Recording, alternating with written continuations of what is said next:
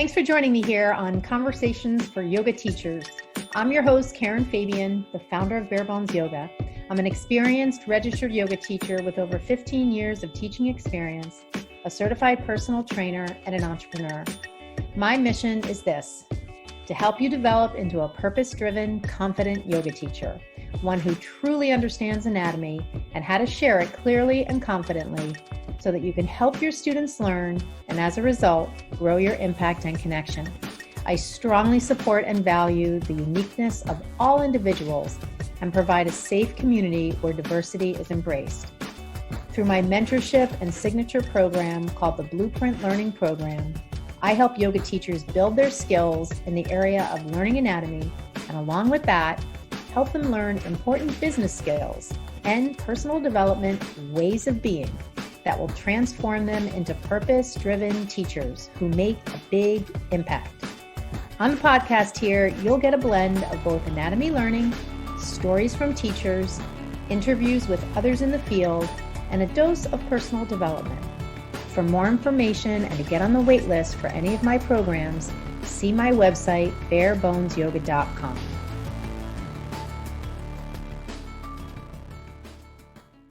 Hi, everybody. Welcome to Conversations for Yoga Teachers. I'm your host, Karen Fabian, and this is episode 183.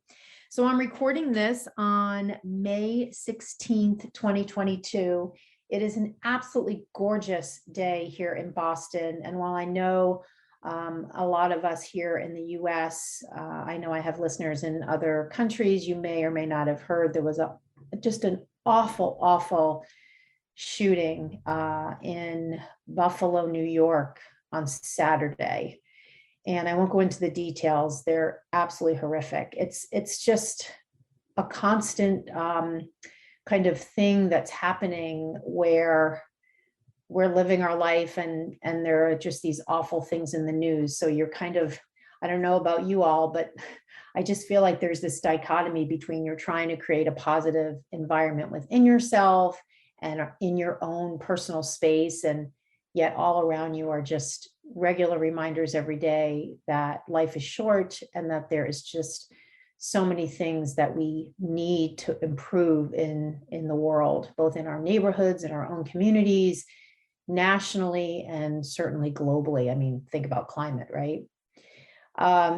Be that as it may, though, we try to control what we can control. And so I do hope this weekend you did have an opportunity to not control your weekend. That doesn't sound good. Just more of doing things that you enjoy, that feed your soul. This weekend, I had a chance to start planting, which is something I absolutely love. And so I was able to go to Home Depot and buy a bunch of herbs and a bunch of annuals and just really start to get into the garden and plant in the garden beds and put things in pots and put them on the deck. So that really feeds my soul. I love being outside, and the weather is just starting to really be very cooperative for doing anything outside. So I do hope you had a nice one. And, I wanted to start out this episode by inviting you to come to class, especially because last week I started a special Friday class for teachers where I am breaking down the anatomy behind the cues. And so I'm really kind of doing almost like what's in my head as I'm sharing the cue kind of thing, where you'll get to practice and hear the anatomy rationale for many of the cues that I'm sharing as you're practicing. And last week we had a good turnout. I really hope you have an opportunity to show up. I know that with many of you being in different places, 9 a.m. Eastern on a Friday may not work for your time zone.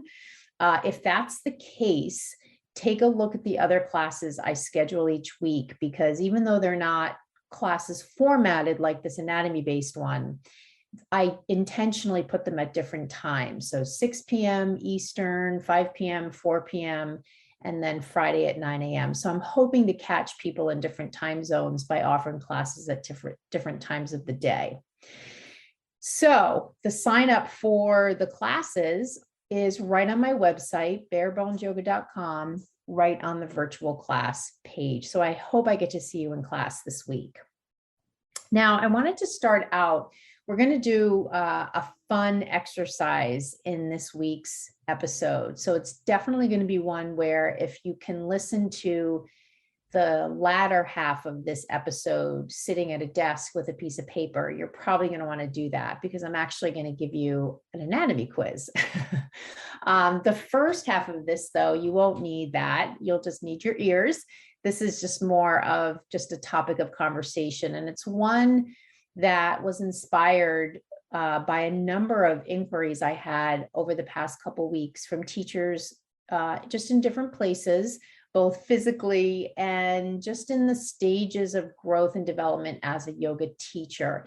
And it got me thinking about what are the different stages of growth as a yoga teacher. And so I wanted to take the first few minutes of this episode to see if you can identify from the descriptions I wrote out where you're at. And, once you do that, I'm going to ask you another question, which is really, really a really important qualifier for the stage you've picked for yourself. And, the reason behind this exercise is to give you awareness of where you're at so that you can take right action to move forward on your journey. Because let's face it, no one wants to be in a rut.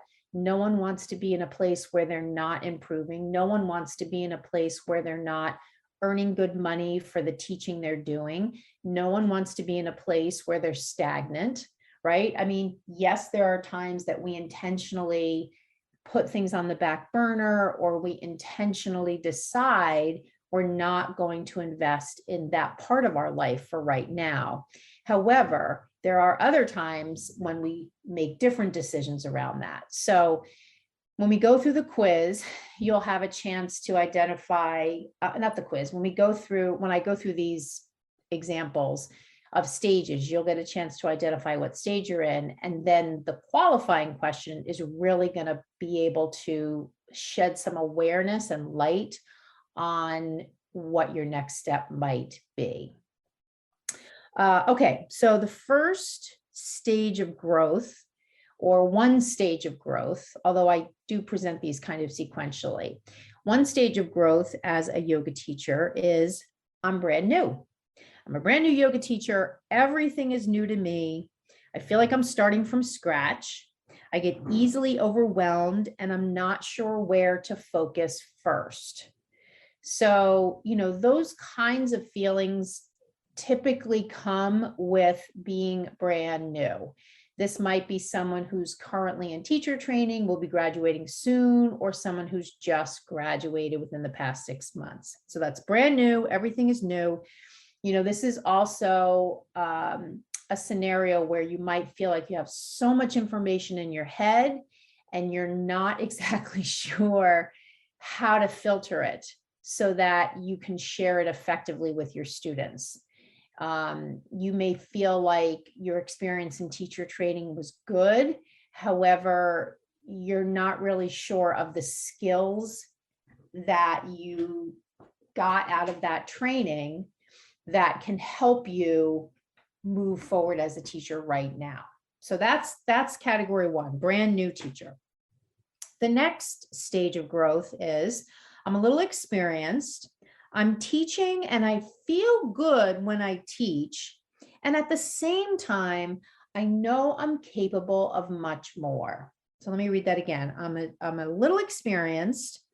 I'm teaching and I feel good when I teach, but at the same time, I know I am capable of much more. So this is an interesting stage to be in because you can sort of stay in this stage for a long time.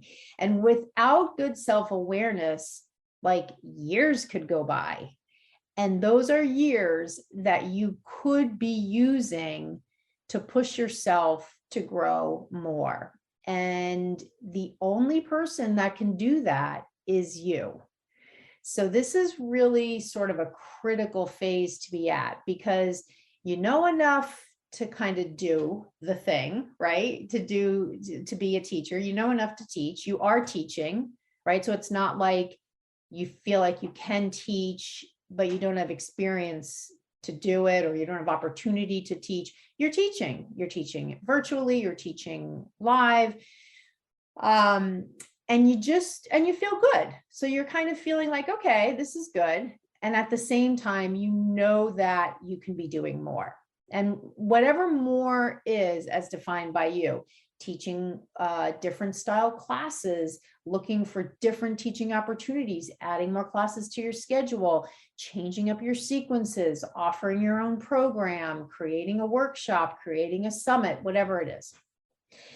The third stage is I'm experienced and very stable. I'm teaching. I feel good when I teach. I feel confidence when I teach. And at the same time, things are pretty stagnant for me. So this is different from the second stage that I just went over, because in this scenario, you really don't have the awareness that you're capable of much more. You sort of feel like this must be it. And I can certainly tell you, I've been teaching since 2003. So that's a long time, right? Over 15 years. And I never feel this way. I always feel like there's more to learn, there's more to do, there's different ways I can reach people. I want to reach people, and yet there are teachers, I'm sure, and maybe it's you listening to this, that you feel like you're experienced and you feel like things are pretty much the way they're going to be. And so pick your stage, right? So let's just review. You've got brand new, everything is new to me. Second stage, a little experienced. I'm teaching and I feel good. And at the same time, I know I'm capable of much more. And then the third stage, I'm experienced and very stable with the teaching I'm doing. And things are pretty stagnant for me. And I'm not judging that. It might be stagnant for you, and that might be okay with you, or maybe it's not. So once you've identified the stage you're in, now I'm going to ask you that really important qualifying question that you're going to apply to the stage you're in. Okay. And the question is this: how urgent is it that you take action to change your current status? Now, this is a don't bullshit yourself answer type of question. Because if you say it's really urgent that I change the place that I'm at right now as a yoga teacher, and then at the same time, you do all these other things that have nothing to do with teaching yoga and changing your position in this journey, or you talk yourself out of things, or you don't take action, right? Because there's the dichotomy. There's you saying, these are really urgent issues for me to get to. And then there's your actions. And they don't match, because if you're truly being honest with yourself, and if it's truly urgent to you that you change where you're at, then your actions will follow, right? It's like me saying, I really want to be more mindful. And one thing I know I can do to be more mindful in my life is meditate every day. And then I never meditate every day. Well, then it's really not that urgent for me to be more mindful. Or if I say it's really something that I want to do in my wellness journey is eat more vegetables, more fruit, less processed food. And it's really urgent that I do that. And then 3 times this week, I go to McDonald's, which I haven't been to McDonald's in 35 years, 35, 40 years. So that wouldn't be me. These are just examples, right? So you see the dichotomy. So actually a better question to ask yourself is, what would a yoga teacher who feels these issues are urgent, what would that person do? Okay. So here's the thing. Once you determine the stage you're in and you qualify, how urgent is it that I take action to change my current status? The next thing you're going to do is you're going to ask yourself, what are 3 things I can do this week to move myself closer to where I want to be? What are 3 things I can do this week to move myself closer to where I want to be? So this is going to require you sit at your computer, you type out something, you write something in your date book, you schedule something on your iPhone, whatever it's going to take for you to hold yourself accountable to doing those things. Now, if you decide I've identified the stage I'm in, I have no urgency, then you're all set. You don't do anything. If, however, you've decided, and especially if you've decided that there's urgency, you're going to want to write out a list of 3 things you can do this week, because here we are on Monday, or whenever you're listening to this, you can start the clock then, pick 7 days out and get to it.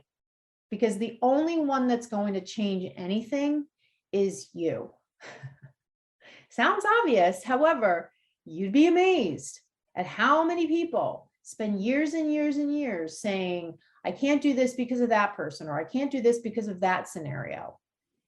Constantly just abdicating personal control to things outside of themselves.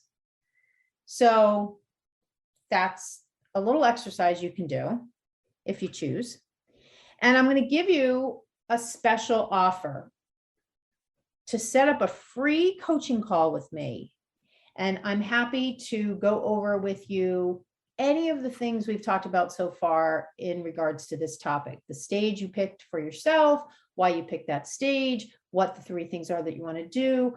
I can build in a little accountability for you and follow up with you after our coaching call. The only thing I'm going to say is this. I only am offering this free coaching call to teachers who have self-identified their current status as urgent.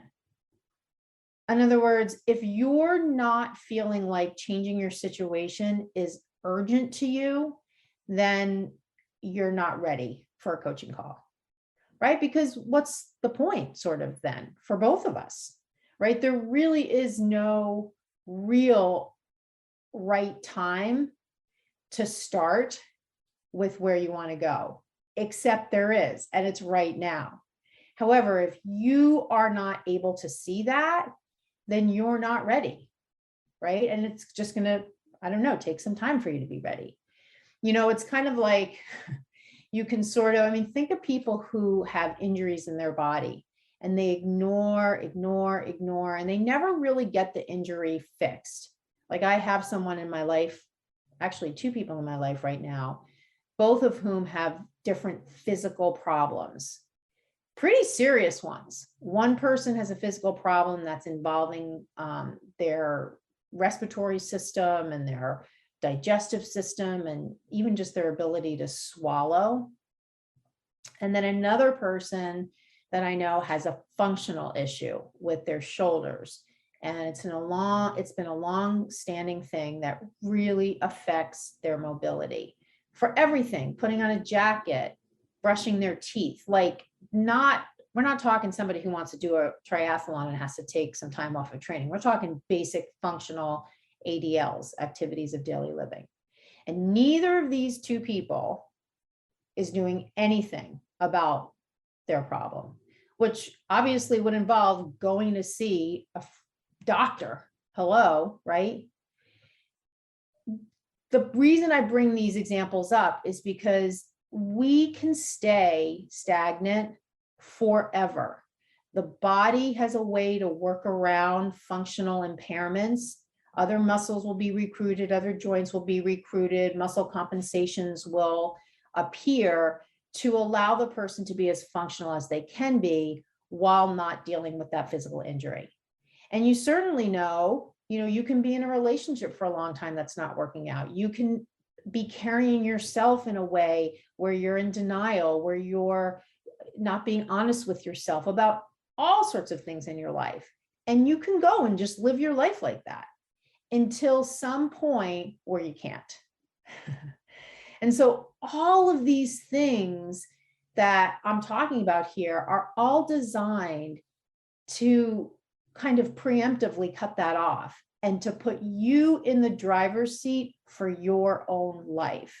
And here I'm talking about it in the context of your role as a yoga teacher, your chosen path to be a teacher. Now, let's face it, if it's not the right path for you, if you really sit down and ask yourself and you decide, you know what, I really don't want to be a yoga teacher. I'm really not, this really just is not for me. That's okay. If, however, you say like, yeah, I really love teaching yoga and I'm in one of those stages and it is really urgent for me to make a change, to move forward, that's the person who's ready. And that's the person I want to talk to. So you let me know if any of this resonated with you, you picked your stage, you've identified it as an urgent issue that needs to be resolved. Send me a DM on Instagram, send me an email, Karen@barebonesyoga.com. We'll do that free coaching call and we'll see what we can kind of create for you as a plan of action.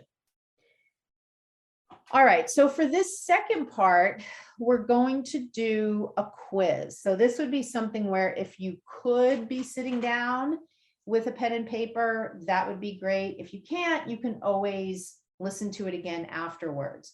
The way we're going to do this, because it is a podcast, and I don't want to make you wait until the next episode for the answers, is I'm going to read you the question and the multiple choice possibilities, and then I'm going to pause for a moment. When I pause, stop the podcast, write down your answer, and then hit play, and I'll say the answer. Okay, that's the best way to do this in terms of the fact that it's audio only. All right, so here we go. Here are the quiz questions. And this is a good way to test your knowledge, literally. And, whatever happens, happens, right? This is not about making you feel bad or making you feel fantastic even, right? It's just a thing. It's just a thing to do. Okay, here we go. Question number 1. In the study of anatomy, there are many different, and I wrote this quiz, by the way. This is my quiz. In the study of anatomy, there are many different systems of the body. What is the key system of the body that we're studying as yoga teachers to help us understand movement? A, musculoskeletal, B, cardiovascular, C, endocrine, D, peripheral nervous system. Stop the podcast. All right, the answer was A, musculoskeletal. We are studying the musculoskeletal system when we study anatomy. All right, question 2. There are many different parts to the musculoskeletal system. Which item in the list below is not part of the musculoskeletal system? A, bones, B, joints, C, tendons, D, hormones. Stop the recording. The answer is D, hormones. Bones, joints, and tendons are part of the musculoskeletal system. Hormones is part of the endocrine system. Okay, next question. In looking at the structure of the body, what is the name of the connective tissue that is throughout the body that supports its structure? A, connective tissue network, B, fascia, C, tendons, D, ligaments. Stop the podcast. All right, the answer is B, fascia. Now, sort of connective tissue network, maybe, but the formal term for the connective tissue that is throughout the body is fascia. The other thing, though, to keep in mind is tendons and ligaments are part of the connective tissue network, but they're not the actual connective tissue. They're their own structures. Okay, so that's 3. Number 4. What does the term MFR mean? A, muscle fascial retraction. B, major functional release. C, mitochondria functional refraction. D, myofascial release. Stop the recording. All right, the answer is D, myofascial release. All right, next question. When muscles work collaboratively to create movement in the body, we can refer to these muscles as being arranged in a certain way. This arrangement is called A, collaboration structure, B, myofascial line, C, joint and muscle partner, D, force of nature. Stop the recording. All right, the answer is B, myofascial line. All the other stuff was just stuff I made up. Okay, next question. In Warrior 2, the back hip has what two anatomical actions? The back hip. A, flexion and internal rotation. B, extension and internal rotation. C, flexion and external rotation. Stop the recording. Okay, the answer is B, extension and internal rotation. So in Warrior 2, the back hip, so the back leg is straight, the back hip is an extension and a little bit of internal rotation. If it was an external rotation, you would turn your back foot out, which you definitely don't do in Warrior 2. All right, next question. An internal rotator of the hip is A, biceps, B, trapezius, C, gluteus medius. Stop the recording. Okay, the answer is C, gluteus medius. And basically that's because the biceps and the trapezius are not even on your hip. They don't touch your hip. Okay, next one. In half moon, the student cannot see the back leg that is in the air, but needs to be aware of it in order to create stability in the pose. This ability to sense where the limbs are in space without seeing them is called A, proprioception, B, nervous system awareness, C, concentric contraction. Stop the recording. All right, the answer is A, proprioception. Nervous system awareness is a good one, but I made that up. And concentric contraction has to do with muscles and not the nervous system. Okay, so we got that. All right, next one. In half moon, the legs are in knee extension. What is the main muscle of knee extension? A, serratus anterior, B, psoas, C, quadriceps. Stop the recording. All right, the answer is C, quadriceps. The quadriceps are the extensors of the knee. Keep in mind, though, that one muscle of the quads, the rectus femoris, also flexes the hip because it starts on the hip and ends with the other ones on the knee. Okay, next one. In wheel, the hips are creating what primary anatomical action? A, flexion, B, extension, C, abduction. Stop the recording. The answer is extension. In fact, bilateral extension, because both hips are moving into extension. Now, they are, the feet are straight. You could make a case for a little bit of internal rotation. You could also make a case for a bit of adduction, but definitely not abduction and definitely not flexion. All right, next question. Okay, next question. In wheel, what action often occurs that can create compression in the lower spine? A, extension of the hips, B, external rotation of the hips, C, contraction of the abdominals. Stop the recording. All right, the answer is B, external rotation of the hips. So in wheel, people often turn their feet out. You can try it yourself. You can stand up, put your hand on your SI joint, on your sacrum, open your feet and see if you feel any compression there. It doesn't happen all the time for everybody. However, it is something that some people report creates some compression. Okay, so that was the next one. Okay, almost done. Which of the following muscles of the rotator cuff is the only one that internally rotates the shoulder? A, subscapularis, B, infraspinatus, C, supraspinatus. Stop the recording. The answer is A, subscapularis. The infraspinatus is an external rotator and the supraspinatus is an abductor. Okay, next one. Which muscle of the rotator cuff works in Warrior II to abduct the shoulders? A, supraspinatus, B, infraspinatus, C, teres minor. Stop the recording. The answer is A, supraspinatus. Supraspinatus is the part of the rotator cuff that's right on the top of your shoulder there. It runs right towards the deltoid, actually. And the deltoid, the middle deltoid, is another abductor of the shoulder.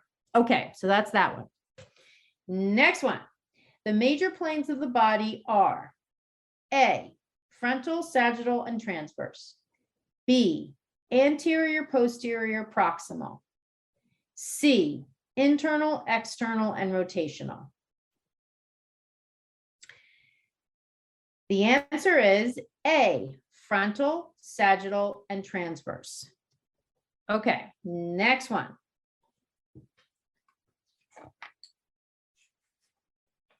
Do the scapula make separate movements from the shoulder joint? Yes or no? Stop the recording. The answer is yes. Yes, they do. I'm not going to go into them all here, but they do. All right, next question. One of these movements is not a movement of the scapula, but a movement of the shoulder joint. Which is it? A, external rotation, B, adduction, C, upward rotation, D, elevation. So I'm going to read that one again. That's a little tricky. One of these movements is not a movement of the scapula, but a movement of the shoulder joint. Which is it? A, external rotation, B, adduction, C, upward rotation, D, elevation. Stop the recording. All right, the answer is A, external rotation. So adduction is something the scapula does and the shoulder does. It's also for the scapula known as retraction. Upward rotation is a movement of the scapula, only the scapula, and elevation is only a movement of the scapula. External rotation is only a movement of the shoulder joint when you're looking at the shoulder joint versus the scapula. Okay, so that's that. So we got 4 more. So next one. In the feet, the term flexion refers to what specific anatomical action? The term flexion.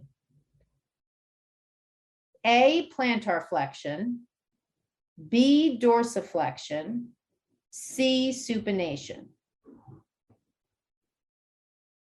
Stop the recording. All right, the answer is B, dorsiflexion. That's a little tricky, and I could see how you might pick plantar flexion. The rationale behind dorsiflexion versus plantar flexion, when we teach, the common word for plantar flexion is pointing the toes, because plantar flexion is actually increasing the angle between the top of your foot and your shin. So pointing the toes is plantar flexion. When we say as teachers, flex your feet, what we mean anatomically is dorsiflexion. So that's that one. All right, next one, 3 more. In poses like boat and seated forward fold, what part of the pelvis is anchored to the ground and is often referred to as the sitting bones? A, the ilium, B, the ischial tuberosities, C, the ASIS. Stop the recording. All right, the answer is B, the ischial tuberosities. That is the sitting bones. Okay, 2 more. Next one. In both standing half pigeon and half pigeon on the floor, which joint is most at risk as it's moving outside its primary movement or joint action? A, hip, B, knee, C, shoulder. Stop the recording.